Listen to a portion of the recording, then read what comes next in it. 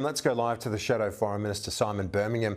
Thanks for your time. So much happening in the wake of the US election. I know you were pretty much on the front line in the first iteration of the Trump presidency with those tariffs and as Trade Minister trying to avoid Australia copying it. I wonder, what's your read now, given you've been around this for a long time, seeing who he's appointing to his cabinet? Is there a situation where, regardless of how good our diplomacy is, Australia just won't be as lucky this time around when it comes to tariffs? It seems a much more hardline setup we're going to face. G'day, Kieran. It's good to be with you. Look, I don't think we should take in any way a pessimistic approach. We should go in absolutely firm about not only Australia's national interest, but what is in the collective interest of Australia and the United States. And it is in the US interest for Australia to be as strong as possible as one of the United States' closest allies, as certainly their closest ally in this part of the world. And that should lend significant weight in an administration that, yes, has an economic agenda, but also very clearly has a security agenda as well that aligns in significant ways with that of Australia.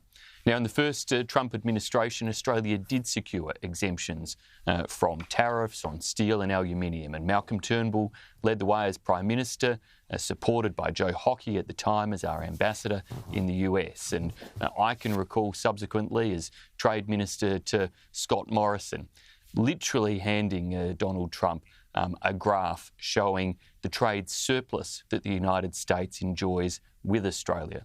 On some of the more recent data that I've looked at, that's still a trade surplus running at around $27 billion in the US favour. Those facts matter, and it's important that Australia is able to put that evidence directly in front of the President and his key advisors to demonstrate that the US has nothing to fear from Australia, but everything to gain from a strong Australia in terms of the alignment of our interests and how we both pursue them. The Prime Minister took a leaf out of your book then in his first conversation with Donald Trump. Do you welcome that, where he raised the trade surplus that the US has?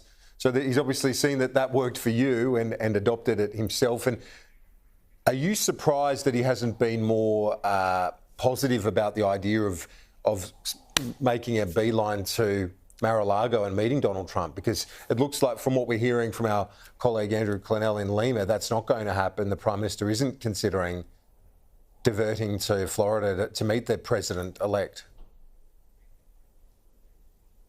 Well, Kieran, I think it is important the Prime Minister's on the front foot with those facts and those points. And the fact that he did so in his first call is welcome and is smart. And, of course, there are other points that are critical to make in terms of how AUKUS aligns, and yesterday at the National Press Club, I spelled out some of those strong arguments that we need to take, that there's no other US ally investing like Australia is in complementary defence capabilities, in a complementary defence industrial capability, and critically, in US defence industrial capability as well. So Australia's on a really strong footing there to make sure those arguments are heard. But I was surprised by the strength with which the Prime Minister dismissed the idea of trying to add on to his current trip to South America, a trip to Florida to seek to see President Trump. Now, I wouldn't expect him to canvass all of that publicly, but to dismiss it out of hand is seemingly to miss an opportunity to get in the door at an early stage. We saw published remarks by President Prabowo of Indonesia indicating he would fly wherever it took from his meetings with President Biden in Washington on his way to the APEC and G20 meetings to be able to see President Trump. And frankly, so can it wait till after the election? Initiative. Can it wait? Does it matter if it waits till after the election? We're going to have an election in the next few months anyway. Might be Prime Minister Dutton heading to Washington. Well, and I've got no doubt that in terms of Peter Dutton's schedule of international engagements, it would be a very high priority for him if we were to win the next election and Peter to become Prime Minister. But Anthony Albanese is Australia's Prime Minister. He says that their government's going to run full term, which would be all the way through until May next year. That would then be some months into a Trump administration, and if waited until after that election, it would potentially be more than 6 months into that Trump administration before Anthony Albanese even met with Donald Trump, somebody who he has never met before. And so I think seizing the initiative now would have been a wise thing for the Prime Minister to do. It's potentially not too late, particularly given the ambassador. The ambassador's under the pump as well. And Malcolm Turnbull blaming News Corporation for pushing that one. And I know that obviously News Corporation owns this organisation where we're broadcasting today. But to be fair, the hourglass was tweeted by the Deputy Chief of Staff to Donald Trump. Well, look, there are lots of factors there. I think the facts on this one are that Anthony Albanese said initially he was never going to appoint Kevin Rudd.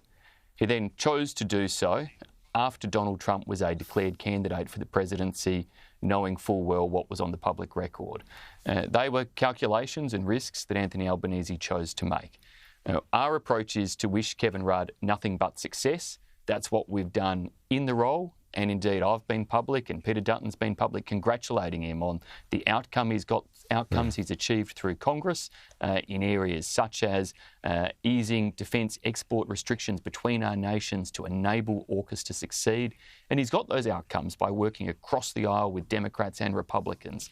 And that's a good indicator that he can do so. And we want to continue to wish him success. But ultimately, the job is bigger than any one person. And it is crucial that Australia is in a position where our voice is heard and our influence is effective.